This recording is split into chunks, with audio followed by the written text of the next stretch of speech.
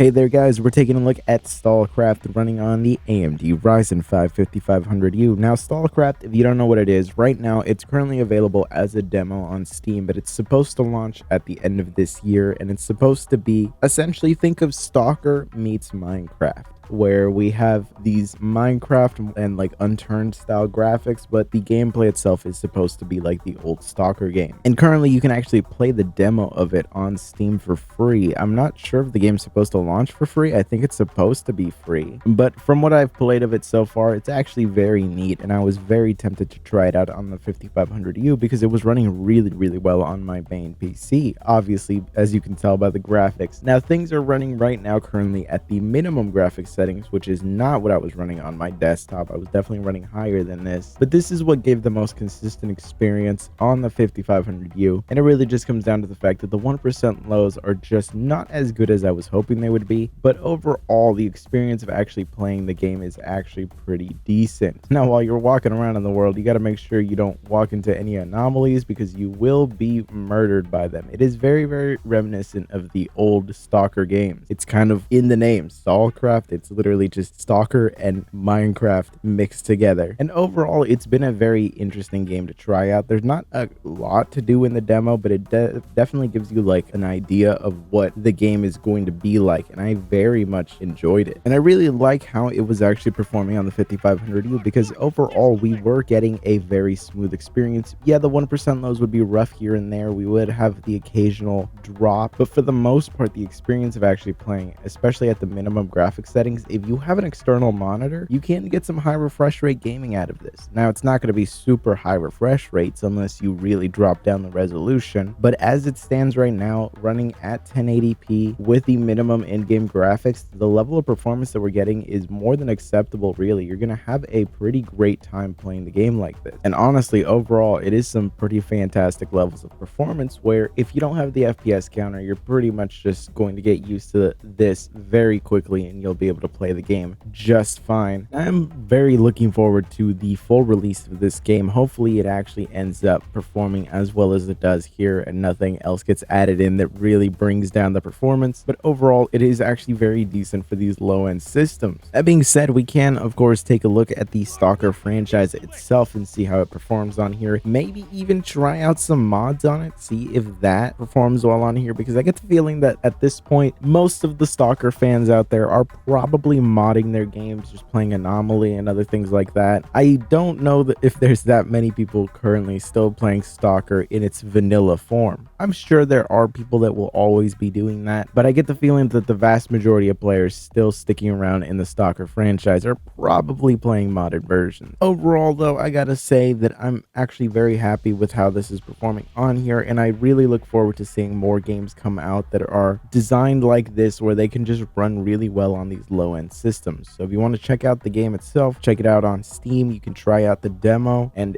I think the full game is supposed to come out at the end of this year. By the way, this is running at the stock 15-watt TDP. If you want to actually boost those 1% lows, setting the TDP to 25 watts does improve the 1% lows and the averages a tad bit, but it isn't anything substantial. It just overall is going to be an improvement from where we were at before. It's going to feel smoother just because the 1% lows aren't dropping down as low, though it's not going to be a life-changing experience. But it does overall feel like a smoother experience, so raising the TDP is a win. It's just not going to be a life-changing one. But anyways, I hope you appreciate this quick look at a game that I was just trying out, that I was very pleasantly surprised to see was running really well on this system. I'm probably going to be looking at a lot more games like that, where I'm just going to be showing you lighter games that really work well on these systems, because I have been playing kind of a lot of like these more indie games on my main PC, and every time I'm playing them I'm like, man, this would probably run really well on the 5500U, and I just end up trying them out and they're always great, and I don't know why I don't make videos on them. I always just think, well, obviously people should know this could run on here, but I mean, do you know?